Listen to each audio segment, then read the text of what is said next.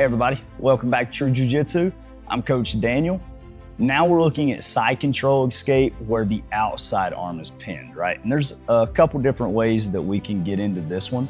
One of the main ones is I'm trying to hide my arm from being attacked. Maybe they were going for an Americana straight arm lock. I was able to beat their elbow and now put my hand on my inner thigh to shut down the underhook and to shut down various attacks on that arm. So if we're in side control, all right, so we know this one. This is where we're gonna hit our normal elbow escape or our bridging escape. From here, let's say Tim starts to attack my arm and get it down here. Sometimes if they go to pin it to the mat, that can actually help me out. I'm not trying to bridge up into his body. I'm trying to bridge up into his elbow. And the main thing is to make him release to where I can shoot under here and keep it here. If I've got my hand on my inner thigh, I'm not worried about him getting an underhook because my tricep is touching my rib cage. And I'm not worried about him attacking it because he has to give up a ton of chest position to grab my wrist and look to move my wrist over top of my thigh and out. So from here, we're gonna do the exact same thing as the ghost escape. I'm not keeping my elbow chalked up here on his hip.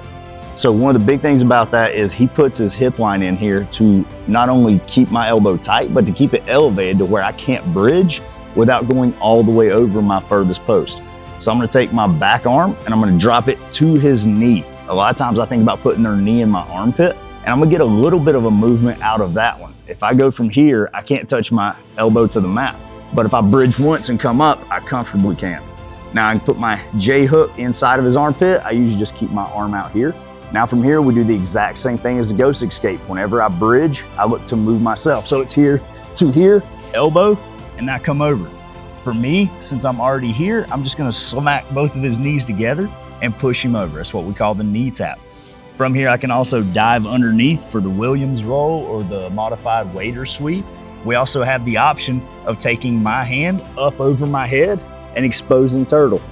So you've got a lot of different options to go for that.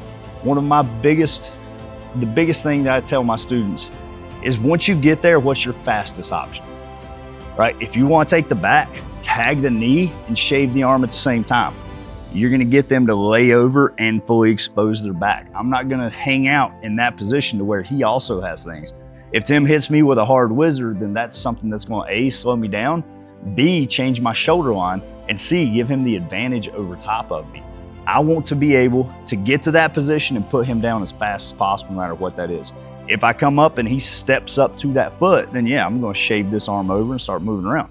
If I come up and he automatically goes standing, I'm probably gonna look at hitting a single leg from there.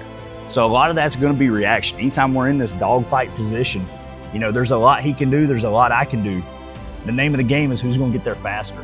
I don't wanna hang out here and think, okay, what should I do, right? What position did you end the escape in, and what's your fastest option to go through from there? So let's look at this again.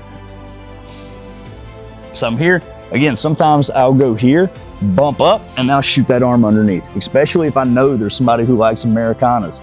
If it's a big dude, they go cross-facing Americana, right? Like that's the game plan for them. They want to smash things down and then bend them backwards. So this is always my safest place to keep my arm to where I'm not worried about it. My lapel can become a bit of an issue, but as long as I keep track of this top arm and I keep track of the bottom arm with my elbow, I can see when his hands are coming up to start attacking my lapels. So from here, again, I don't just go here. My elbow gets trapped when I go there. I take my elbow up into the mat, here to here, push through, come up. From here, like I said, I'm already touching his knee. I'm just gonna drive through, pin that down. Remember when we drive through and pin it down, I'm running behind. Here, there's my side control position. So really think, whenever you bump yourself up and you scissor again to your knees, right? We're not threading the needle, we're not going to backside. I'm scissoring up into there. Really think about, as soon as you get to that position, where's your hand placement? If your outside hand is touching their outside knee, pile drive them through, right? Just tag that knee, run your legs behind them to where they don't get guard, and finish off. If you come up and they do this and start pushing in, shrug the arm off and then take the back from turtle. And yeah, that's the outside arm escape. Some people call it the knee escape, but again, it's whatever you want to call it. I'd try the side control escape with the outside arm. No real cool name for it. Thanks, guys.